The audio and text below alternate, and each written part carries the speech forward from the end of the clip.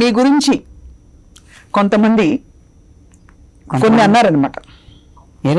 అన్ని మేమే అంటే ఎలాగా, అసలు ప్రపంచం ఏమనుకుంటోంది మీ గురించి, మీకు చిన్న వారన్న మాటల్ని వినిపిస్తాం, దానిపై మీ స్పందన తర్వాత.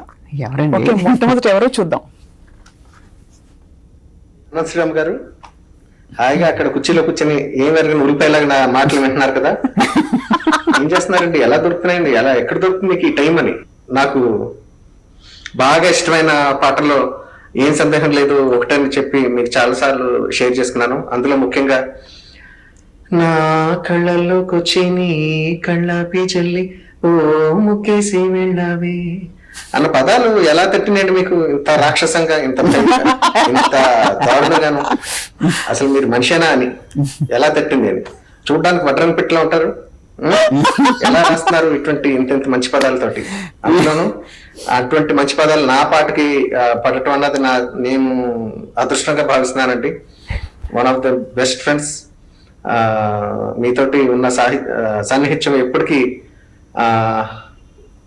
మ్యూజిక్ డైరెక్షన్ ఫీల్డ్ లో ఉన్నా లేకపోయినా సరే కొనసాగాలని మనస్ఫూర్తిగా కోరుకుంటున్నానండి. All the best.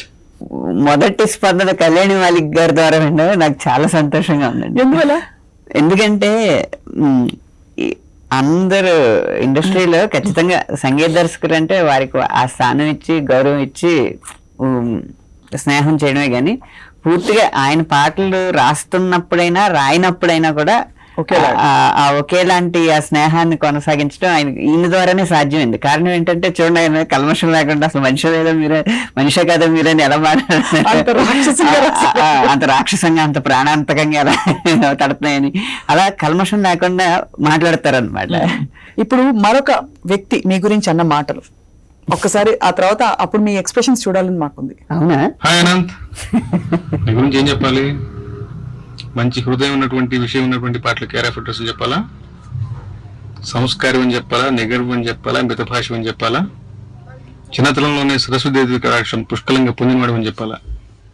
మన ఇద్దరు అనుబంధం ఇలాగే బ్రహ్మాండంగా కొనసాగాలి. అలాగే నీ పాటల ప్రయాణం కూడా మంచి మంచి పాటలు రాసుకుంటూ, విషయం ఉన్నటువంటి పాటలు రాసుకుంటూ, పరిపూర్ణంగా జీవితాన్ని పండించుకుంటూ కొనసాగాలని, అలా కొనసాగేందుకు భగవంతుడు అనుకూలించాలని ప్రార్థిస్తూ I wish you all the very best. Thank you. Thank you Ramaraja Shastri గారు. మన ఇద్దరు అనుబంధం ఖచ్చితంగా కొనసాగుతుంది. ఎందుకంటే మీ పాటలు మీకున్నాయి, నా పాటలు నాకున్నాయి, మన ఇద్దరి మధ్య అసూయ లేదు.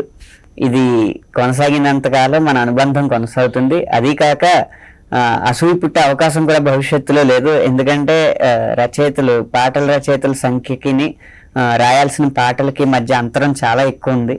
కాబట్టి మన అనుబంధం ఇలాగే కొనసాగుతుంది. నాకు మీ ఆశీస్సులు అలాగే మీ ఆకాంక్షలు అందించినందుకు ధన్యవాదాలండి.